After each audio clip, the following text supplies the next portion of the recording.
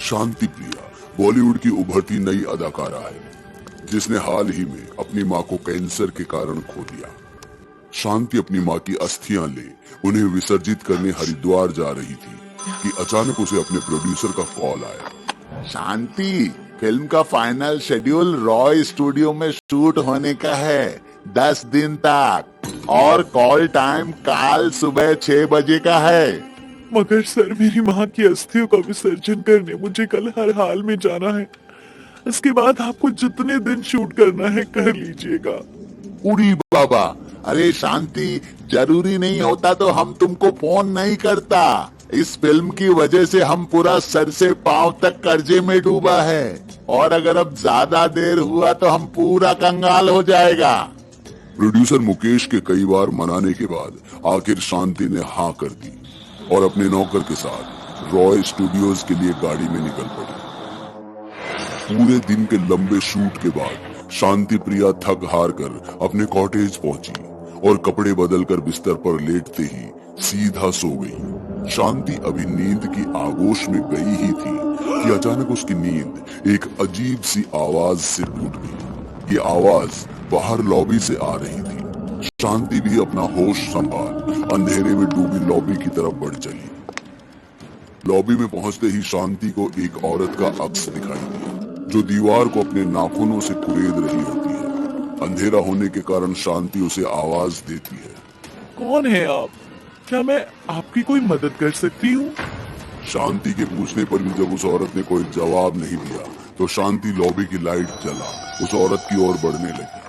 और जब वो उसके आगे गई तो उसे दीवार के आसपास कोई दिखाई नहीं दिया और दीवार पर से कुरेदने के निशान भी गायब थे। शांति को कुछ भी समझ नहीं आ रहा था, पर जैसे ही उसने लाइट दोबारा बंद की तो वही औरत फिर से उसके चेहरे के करीब आ गुस्से में बन बनाते हुए बोली, अपनी सलामती चाहती हो तो चली जा यहाँ से, वरना अंजाम अच्छा नहीं होगा। औरत को अपने चेहरे के करीब ऐसे देख शांति डर से चीखते हुए एक कोने में दुबक गई। पर तभी शांति का नौकर पांडिया वहां आ गया। दीदी, इतना रात को कोने में काहे बैठे हैं? आप ठीक तो है ना?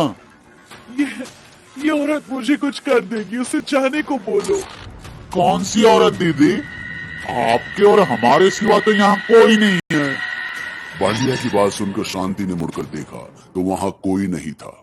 इस हादसे से खुद में उलझी शांति वापस अपने कमरे में चली गई और नींद की गोली खाकर सो गई। अगली सुबह शांति शीशे में देख अपनी लाइन्स याद कर रही थी कि अचानक ही उसे शीशे में फिर से एक औरत का अक्स दिखाई दिया। मगर हैरानी की बात ये थी कि ये औरत कोई और नहीं बल्कि शांति की अपनी माँ थी, जिसकी चिता को आग उसने 2 दिन पहले ही दी थी।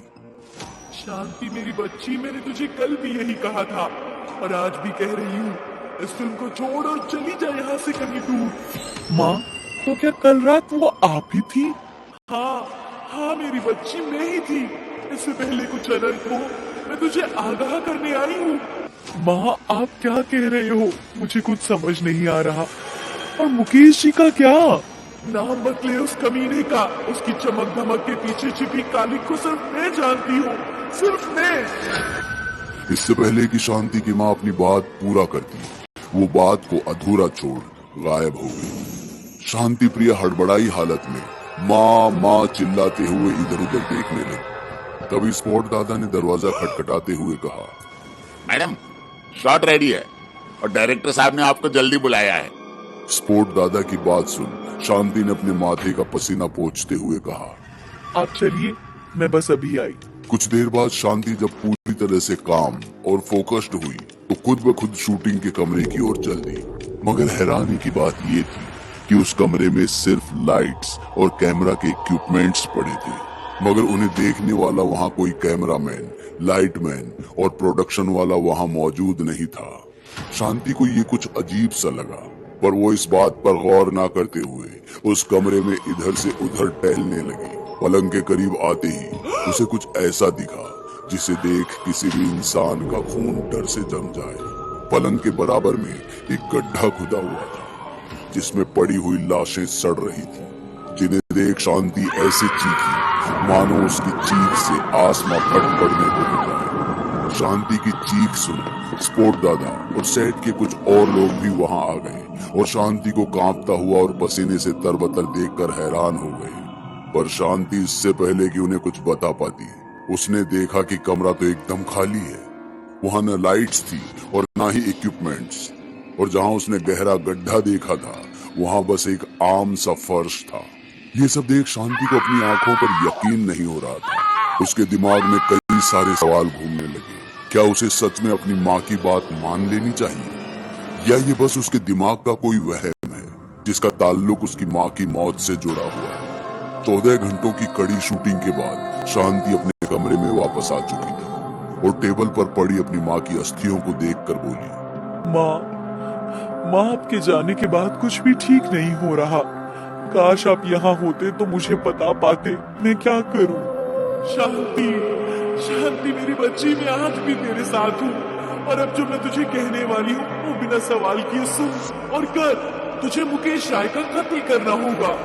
ये सुन शांति दहल गई। उसे विश्वास ही नहीं हो रहा था कि उसकी माँ ऐसा कुछ कह सकती है। तो मेरी माँ नहीं हो सकती।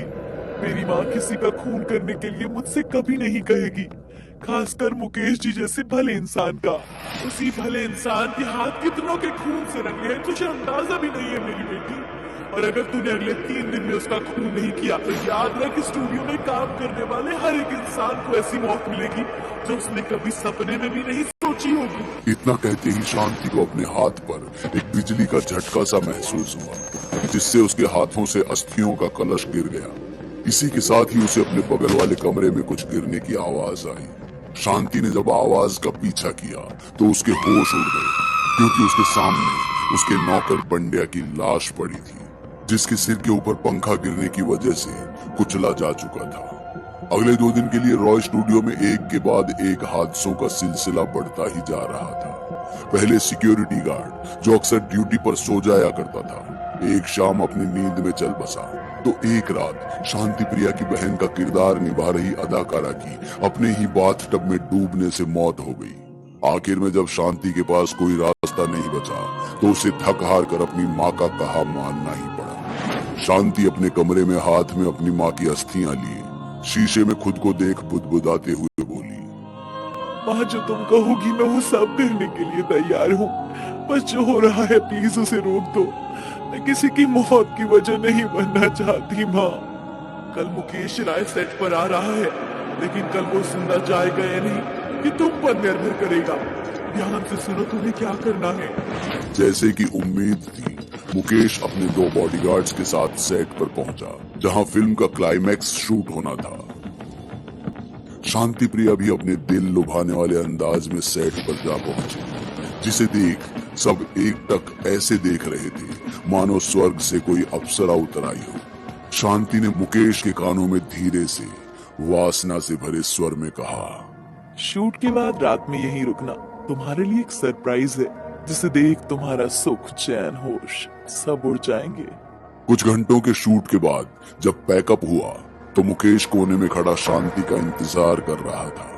शांति कपड़े बदल अपने हाथ में 2 वाइन ग्लास के साथ आई और दोनों ने चीयर्स करते हुए उस वाइन के प्याले को अपने होठों से लगाया। माहौल में जरा गर्मी आ ही रही थी कि शांति ने मुकेश की आंखों पर पट्टी बांध दी और उसे अपने पीछे आने को कहा। मुकेश किसी गुलाम की तरह शांति का हाथ पकड़ उसी दिशा में चला जा रहा था। कुछ देर चलने के बाद उसने मुकेश को लिविंग रूम के बीचों बीच ला खड़ा कर दिया और उसके गाल को चूमते ही जा रही थी कि मुकेश ने उसका हाथ पकड़ लिया। ऐ शांति, और कितना देर? बस रुको कुछ पल और। इतना कहकर शांति कुछ दूर गई और एक रस्सी को खोलते हुए कहा, मुकेश अब तुम अपनी आंखें खोल सकते हो और जरा ऊपर देखो। इस झूमर को देखकर तुम्हें कुछ याद आता है? ए शांति, ये कैसा सरप्राइज है, हैं? और तुम ये क्या कर रहा है? हमको कुछ समझ नहीं आ रहा है। चलो समझने में मैं तुम्हारी मदद करती हूँ। सुनीता रॉय का नाम सुनकर कुछ याद आया? इस झूमर के नीचे ही। अरे नहीं नहीं नहीं, सुनीता का लाश इस झूमर के नीचे नहीं है। वो अपना आशिक के साथ भाग।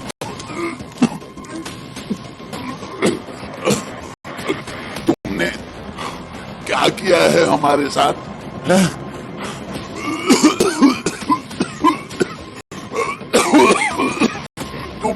हमारे साथ क्या किया है? ज्यादा कुछ नहीं, बस जहर मिलाया था तुम्हारी वाइन में, जिससे कुछ पल में इंसान का दम घुट कर उसकी मौत हो जाएगी। पर खुशकिस्मती से इस जहर की दवा मेरे पास है। सब सच सच बताओ और दवा ले जाओ। ठीक है, हम सब सच बताते हैं। तुम हमको बस मरने मत देना। करीब 5 साल पहले रॉय स्टूडियो में मरम्मत का काम चल रहा था और एक दिन एक मजदूर को खुदाई के वक्त एक औरत का कंकाल मिला, जो कोई और नहीं, मेरी बीवी सुनीता रॉय थी। मगर उसने ये बात अपने तक ही रखा और सीधा ये खबर मेरे पास लेके आ गया। चुप होने के लिए किसने कहा? बोलते जाओ।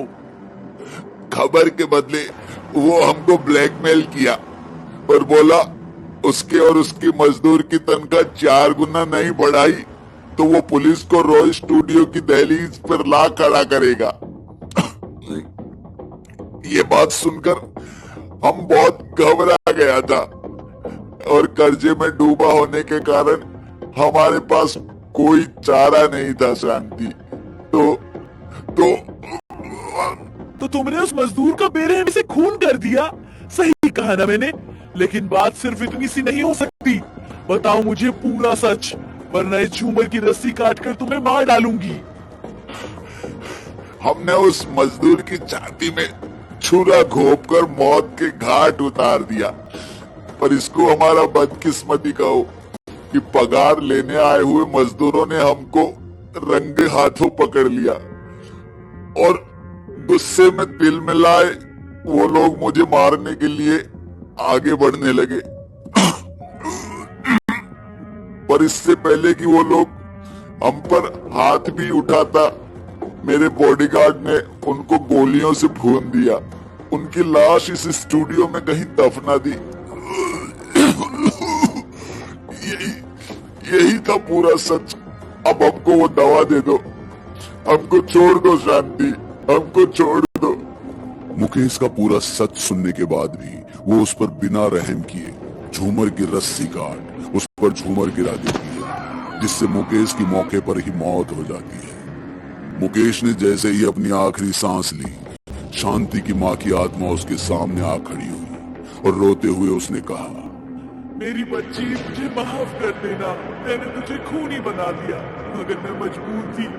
ये खून मेरी मर्जी से नहीं, लोगों की मर्जी से हुआ है। और इस खेल में तू और मैं बस प्यादे थे, बस सिर्फ और सिर्फ प्यादे। शांति अभी ये बात ठीक से समझ भी नहीं पाई थी कि अचानक ही उसके सामने कई मरे हुए मजदूरों की आत्माएं जमीन से निकलकर उसके सामने आकर खड़ी हो गई। माफ करना, हमें अपना बदला लेने के लिए तुम्हारी माँ को एक जरिया बनाना पड़ा, पर अब सही मायने में हम मुक्त हैं। इतना कहते ही मजदूरों की आत्मा उस स्टूडियो से हमेशा हमेशा के लिए गायब हो गई। घटना के 1 घंटे बाद पुलिस सेट पर आ पहुंची और मौका-ए वारदात पर शांति प्रिया को अकेले पर हिरासत में ले लिया। और इस तरह बेचारी शांति प्रिया मजदूरों और प्रोड्यूसर मुकेश रॉय के बीच का शिकार हो जेल चली गई और अपनी बेगुनाही साबित ना कर पाने के कारण उसे 7 साल की जेल हो गई।